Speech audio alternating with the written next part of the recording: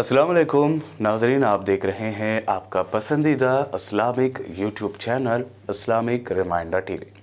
आज भी हम आपके लिए लेकर आए हैं एक और बेहतरीन वीडियो। आइए देखते हैं आज के इस वीडियो में क्या है ख़ास। स्वीडन और हॉलैंड में मुक़द्दस इस्लामी किताब कुरान की मनसूबाबंद तरीक़े से की गई बेहुरमती के ख़िलाफ़ तमाम आलम इस्लाम में गुस्सा और बेचैनी है। ऐसे में सऊदी अरब ने भी इस पर शदीद रद्द-ए-अमल ज़ाहिर किया है। सऊदी अरब के King Faisal board of research and Islamic studies के चेयरमैन और यूनिवर्सिटी के बोर्ड ऑफ ट्रस्टी के वाइस चेयरमैन शहज़ादा तुर्की अल फैसल ने कहा कि स्वीडन में कुरान मजीद को नज़र आतिश करने का इक़दाम दहशत गर्दी का पहलू लिए हुए और गैर इंसानी काम है। उन्होंने सऊदी खबर रसा इदारे को इंटरव्यू में कहा कि ये अमल इस बात का सबूत है कि इन मुल्कों में एक ऐसी मुहिम चल रही है जिसको वहाँ के सरकारी इदारों की तरफ से मदद मिलती है। मुक़द्दस इस्लामी किताब की बेहुरमती को लेकर आलम इस्लाम में गुस्सा और तशवीश बनी हुई है। ऐसे में जामिया अल अज़हर मिस्र ने अरब और इस्लामी ममालिक से कहा है कि वो कुरान पाक की बेहुरमती के रद्द अमल में तमाम डच और स्वीडिश यानी स्वीडन और हॉलैंड के प्रोडक्ट्स का मुकम्मल तौर पर बायकाट करें और मजबूत और मुनफरिद मौक़िफ़ इख्तियार करें। जामिया अल अज़हर मिस्र ने डेनमार्क की कट्टर right wing party storm course के इस्लाम मुखालिफ रहनुमा की तरफ से कुरान पाक की तौहीन की शदीद मज़म्मत की है और इस बात पर जोर दिया कि कुरान पाक को जलाना उन शरीफ लोगों के लिए तौहीन, आमिरियत, अफरा तफरी, बद अखलाक़ी है। तमाम डच और स्वीडिश चीज़ों का बायकाट करें ताकि इस गैर इंसानी और गैर अखलाक़ी हरकत का मुनासिब जवाब दिया जा सके। आप तालीम याफ्ता लोग हैं या तालीम हासिल कर रहे हैं तो एजुकेशन की बहुत कदर है इस्लाम में भी, और इस वक्त दुनिया में बहुत कदर है एजुकेशन की। तो कल जो है ना कौम की नब्ज़ आपके हाथ में होगी। मैं समझा पा रहा हूँ अपनी बात। तो आप में से एक आदमी भी सुधर गया ना तो वो लाखों को सुधार सकता है। तो इसलिए मैं ये समझता हूँ कि यहाँ जितने अफराद बैठे हैं उनमें से एक एक पर अगर मेहनत की जाए तो वो एक एक पर नहीं है बल्कि वो लाखों पे है। तो ये इस्लाम की तरफ लोग आ क्यों रहे हैं? आपको पता है कैलकुलेशन क्या बताती है, आदाद व शुमार क्या बताते हैं? बहुत तेज़ी से पूरी दुनिया में लोग इस्लाम कबूल कर रहे हैं। हांगकांग मेरा जाना हुआ, वहाँ मस्जिद में रोज़ 2-3 हांगकांग के जो मकामी गैर मुस्लिम हैं वो इस्लाम कबूल कर रहे हैं। रोज़ एक मस्जिद की बात कर रहा हूँ, हर मस्जिद को देखेंगे तो कितना रेशो होगा। तो ये तो बहुत बड़ा इनकलाब आने वाला है।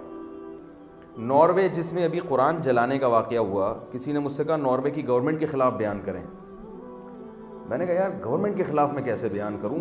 नॉर्वे में रोज़ाना जिस मस्जिद के यानी जहां कुरान जलाया गया ना, मैंने वहां लोगों से रब्ता किया, उन्होंने कहा कि करीब में मस्जिद है, रोज़ाना उस मस्जिद में 2-3 नॉर्वे के मकामी गोरे मुसलमान हो रहे हैं और गवर्नमेंट की तरफ से कोई पाबंदी नहीं है।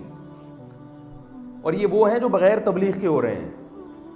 गैर मुस्लिमों में तबलीग बड़े पैमाने पर हम कर ही नहीं रहे हैं। 2 शख्सियात इस वक्त मेरे इल्म में हैं जो गैर मुस्लिमों में एक बड़े पैमाने पर तबलीग कर रहे हैं। एक डॉक्टर जाकिर नाइक साहब, अभी माशाल्लाह मेरी उनसे मुलाकात हुई, 3-4 घंटे की बड़ी खुली गपशप हुई उनसे अल्हम्दुलिल्लाह। और दूसरे मौलाना कलीम सिद्दीकी साहब हैं हिंदुस्तान में। इन 2 के अलावा कर रहे होंगे लेकिन कोई ऐसे बड़ा नेटवर्क नहीं है। निजी सतह पे तो काम हो रहा है, कोई बहुत बड़े पैमाने पर मेरे मालूमात में नहीं है।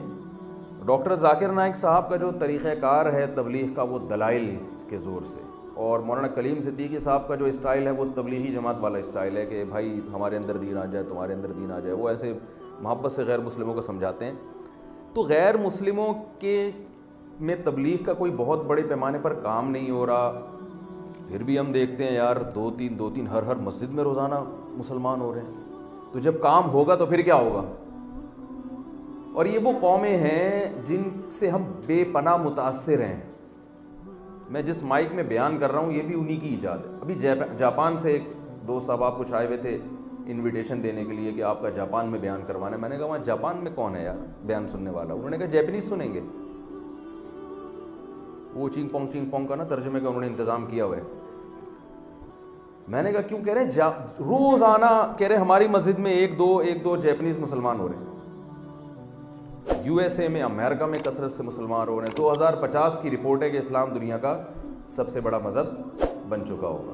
لیکن جو جتنی اسپیڈ سے لوگ مسلمان ہو رہے ہیں نا, اس سے 2050 نہیں, انشاءاللہ یہ پہلے ہی ہو چکا ہوگا. تو یہ وجہ کیا ہے, کیوں لوگ اسلام کی طرف بہت تیزی سے آ رہے ہیں؟ تو وجہ اس کی یہ ہے کہ اسلام جو ہے نا, فطرت اللہ التی فطر الناس علیہا, اللہ فرماتے ہیں یہ انسانوں کی وہ نیچر ہے جس نیچر پہ میں نے لوگوں کو پیدا کیا ہے. اب آپ مجھے ایک بات بتاؤ, ایک آدمی نیچر کی طرف لوگوں کو لا رہا ہو اور ایک مذہب دعوت دے رہا ہو نیچر سے ہٹانے کی, تو کس کی طرف لوگ آئیں گے؟ نیچر کی طرف. دیکھیں شیر جو ہے نا, شیر, اس کی نیچر کیا ہے؟ غاروں میں رہنا, گوشت کھانا. اب آپ شیر کو لے کر آئے جنگل سے پکڑ کے, چڑیا گھر میں آپ نے اس کو رکھا, ایک طرف ایئر کنڈیشن روم آپ نے اس کو دکھایا جہاں گدے صوفے لگے ہوئے ہیں اور آئس کریم اور رسگلے اور گلاب جامن اور خوب چمک پٹیاں لگا کے نا, اس پہ وہ نہیں ہوتی وہ چاندی کی پٹیاں, وہ لگا کے, اور ادھر بسکٹ اور پیسٹری اور کیک یہ زبردست مزین کر کے اس کے سامنے رکھے, اور ادھر کسی نے چھیچڑے لا کے ڈال دیے کونے میں.